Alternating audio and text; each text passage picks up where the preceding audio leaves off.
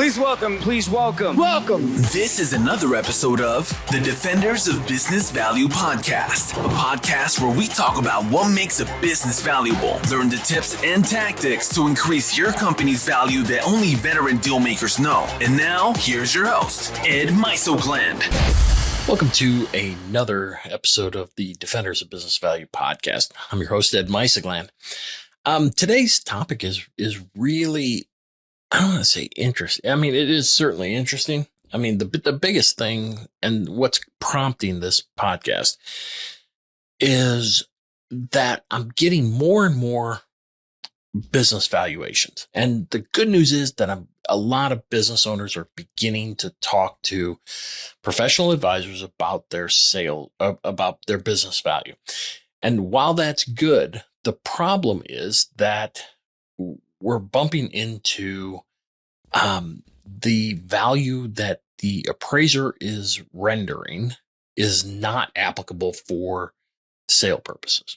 And so in today's podcast, that's what I want to talk about, is figuring out and showing you why and how you want to approach your business valuation. All right. So let's begin with, business valuation. All right. So for those of you that aren't watching, so I have a slide up and there's 5 different types of hammers that I have. All right. And each one of them can certainly pound a nail, but each one is used for a different purpose. And it's the same thing I want you to think about when you have appraisers. So the appraisers, you have business valuation for litigation, estate and gift. You have it for divorce. You have it for folks like me for sale purposes. You have intellectual property and trademark. And then you have industry specialists. So how does advisors go off the road? So the slide that I'm showing now it has to do with the standard of value. And we're going to talk about the different standards.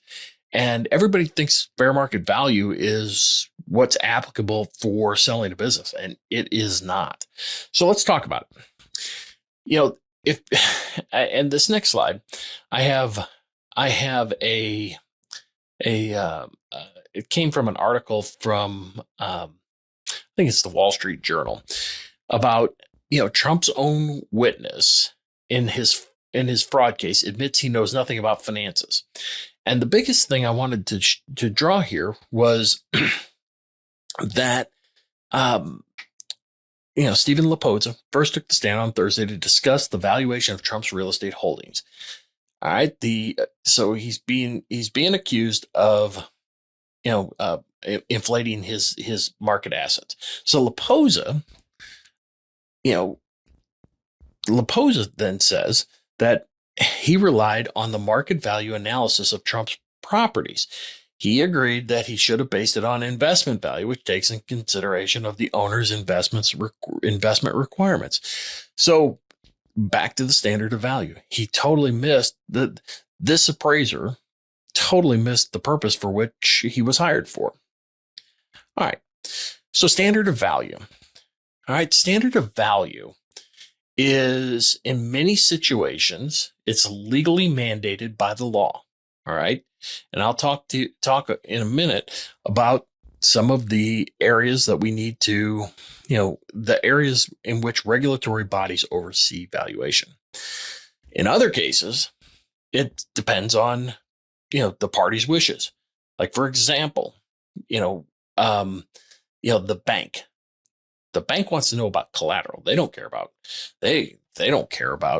market value. They care about, if this thing goes bad, what's it worth? So in in the standard of value, it addresses the question, value to whom and under what circumstances. And this standard of value helps determine what valuation methods are appropriate and what factors should or should not be considered for the purpose that you're doing the valuation. So this next slide, which is probably the most important slide. I kind of cobbled it together from a book called Private Capital Markets, and then I kind of overlaid my own take on it. So the standard of value. Let's first talk about transfer channels. Transfer channels means how there's going to be a change of ownership. So we begin going left to right. Liquidation, estate and gift. You retain as an investor. You sell to your employees. You got a family sale. You got partners and partner buy sell. You got ESOPs. You got outside sales, which can be a third party exit or a recapitalization. And then lastly, you got a public offering, so an IPO. So those first 6 are internal transfers, and the last 3 are external transfers. And what you see across the very bottom, from going from left to right, so liquidation is orderly liquidation value. Estate and gift is fair market value. Retain an investor, chances are it's fair market value. Sale to the employees, fair market value. Family sale, probably fair market value. Partner buy sell, fair market value or something negotiated. ESOP, certainly fair market value. Then you move to outside to third-party sales and exits and recaps. That's investment value. And then public offerings, also investment value, or intrinsic value, as some people call it. So you can see that the bulk of fair market value appraisals, are for, roughly 70% of the transfer channels. Only sale and public offering are investment or intrinsic value. So now this next slide that I'm showing, estate and gift is fair market value. Purchase and sale is investment or market value. Marital dissolution, it's dependent upon the state, but chances are it's either fair value, which means no discounts, or fair market value, which means discounts. Buy-sell agreements, they can do anything they want. Dissenting shareholders, so that's fair value. Minority oppression, that's fair value. ESOPs, or employee stock ownership plans, is fair market value. Ad valorem taxes, generally fair market value. Going private, fair value in most states.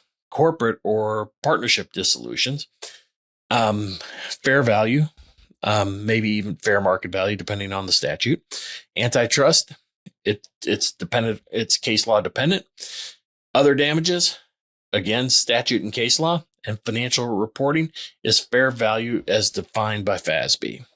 So this chart came from a buddy of mine, Paul Wanch of Wanch Valuations, and it's a real good summary of the applicable standard of value. All right, so fair market value. This to me is the culprit for all of my woes. It's the price which a property would change hands between a willing buyer and willing seller when the former is not under any compulsion to buy and the latter is not under any compulsion to sell, both parties having a reasonable knowledge of the relevant facts. And that's from Revenue Ruling 5960.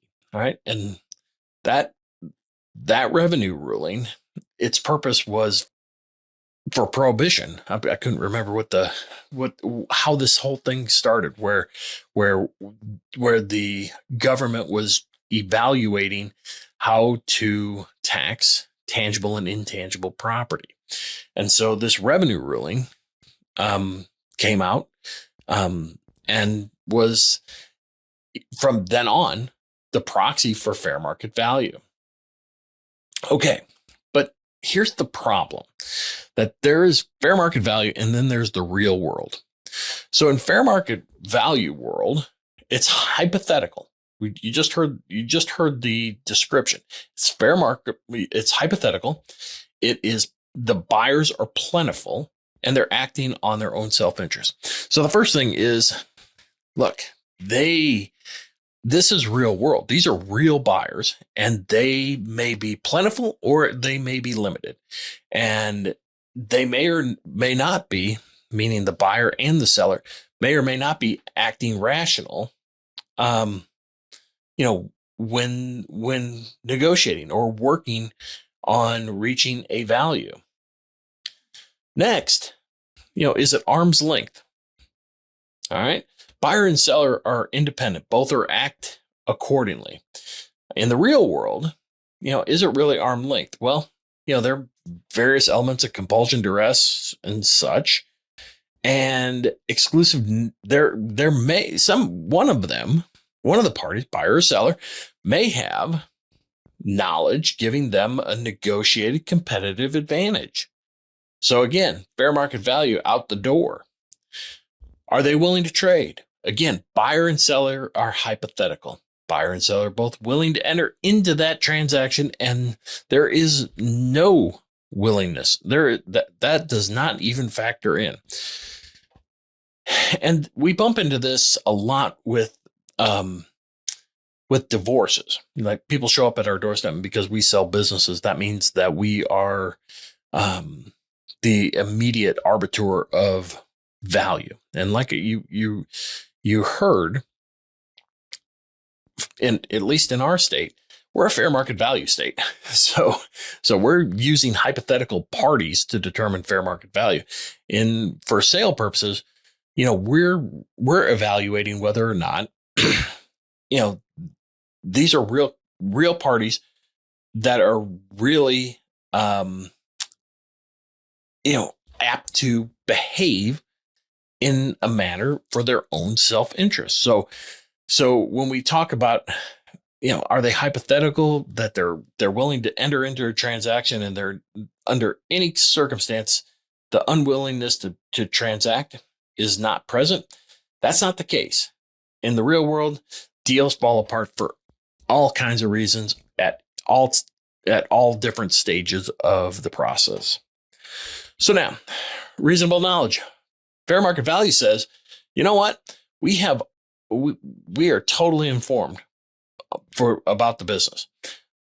They and both parties are knowledgeable of alternative investments. If I'm not going to do this, I can go elsewhere and get the same return.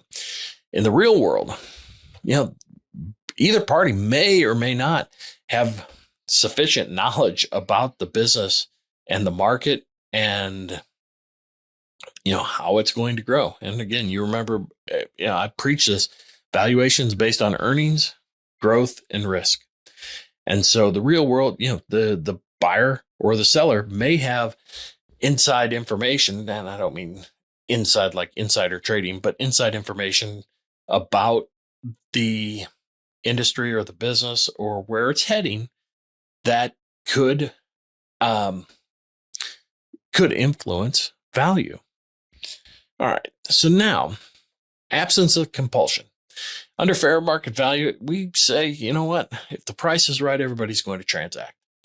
In the real world, there's a variety of reasons. There's business planning, retirement, merger and acquisitions, selling to outside advisors or outside investors, getting a divorce, bankruptcy, IPO.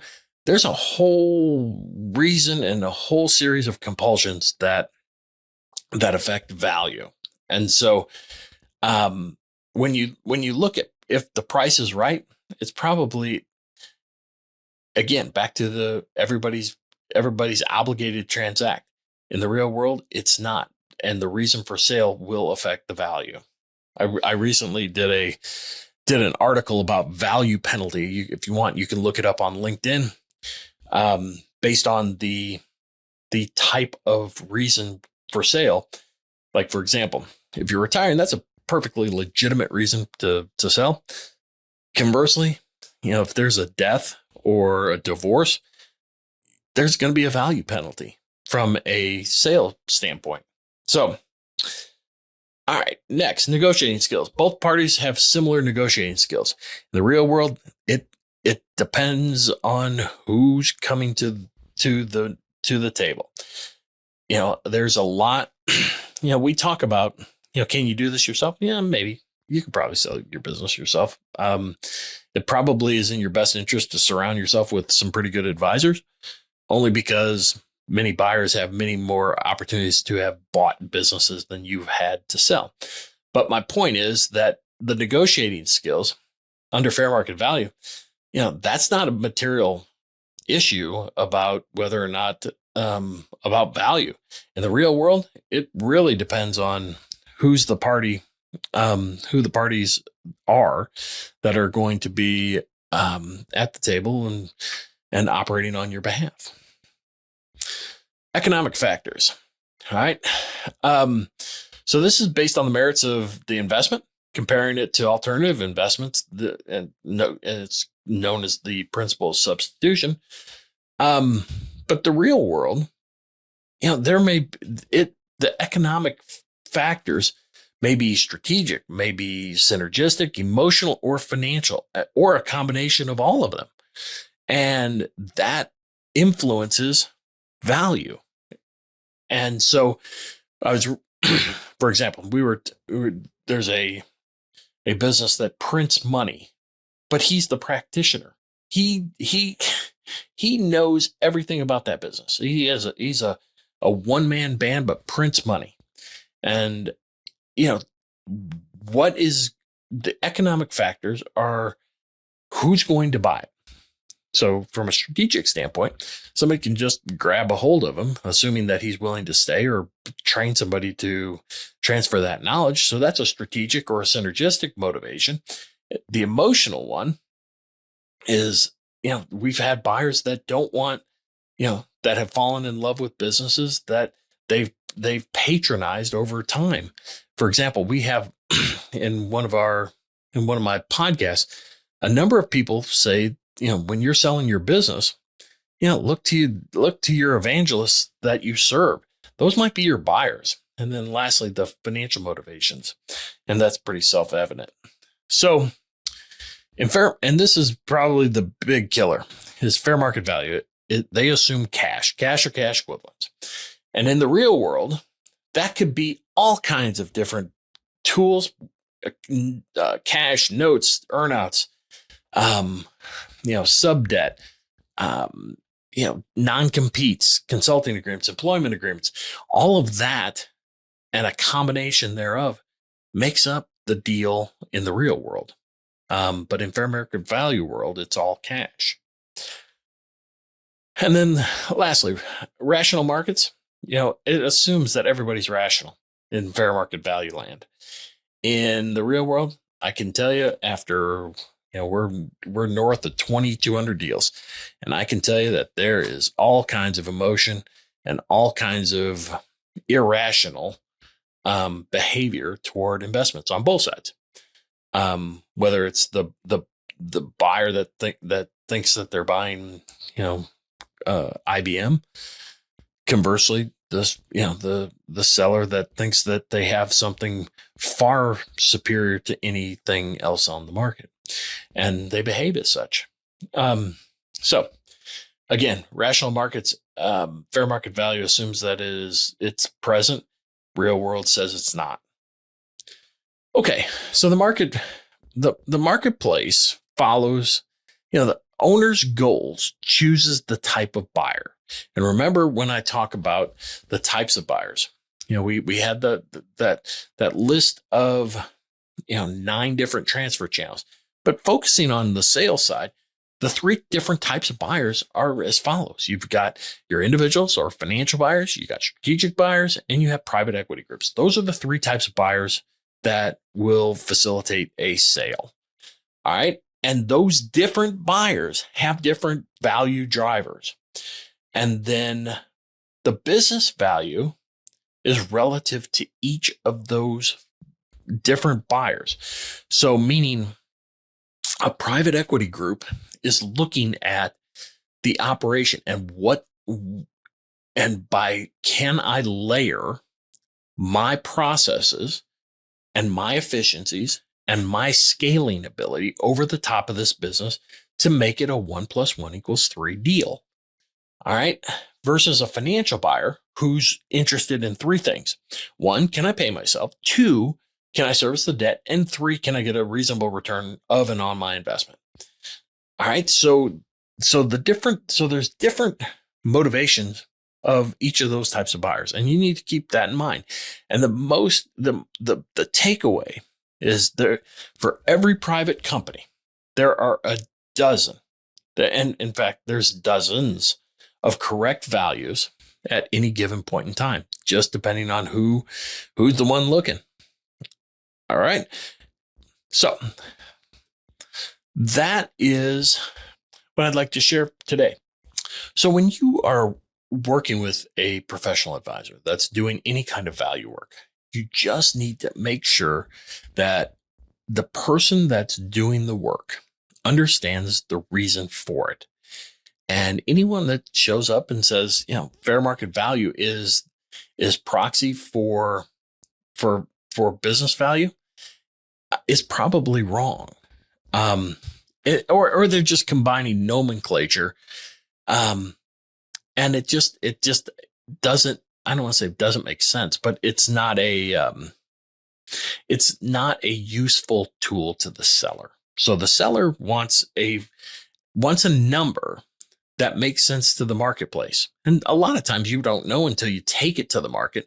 But generally speaking, your business is going to, remember we talked about the buyer at the bottom, the financial buyer. That's the person that is an entrepreneur that's looking at replacing you. Okay. Can I get paid a reasonable wage? I'm not going to leave my $200,000 job to take a $30,000 pay so I can buy your business and pay you whatever it is you want. It's not going to happen. If market in that industry is $200,000, then that's $200,000 that comes right off your cash flow. And then the balance becomes how much debt can I service? Okay. So those are the two primary questions, with the third being return on the investment. How am I going to pay for this deal? All right. After I pay myself, can I service the debt, and can I get a reasonable return on my investment? That's what drives the value. That is at minimum the sanity check on your business valuation. So if you can't answer those, and that's what I would encourage you to talk to your appraiser about, because they can do that analysis on that sanity check. And so as we're looking, that's where I would start. And if for whatever reason you need any kind of help, you want me to review somebody else's work, happy to do it all day. So I appreciate you taking the time. I hope this episode helped you understand a little bit more about business value and the standard of value. We'll see you next week. Thanks. This was another episode of the Defenders of Business Value podcast. For more episodes packed with strategies to increase the value of your business, visit defendersofbusinessvalue.com for show notes, transcripts, and free tools to start you on your journey. Subscribe now so you don't miss any future episodes.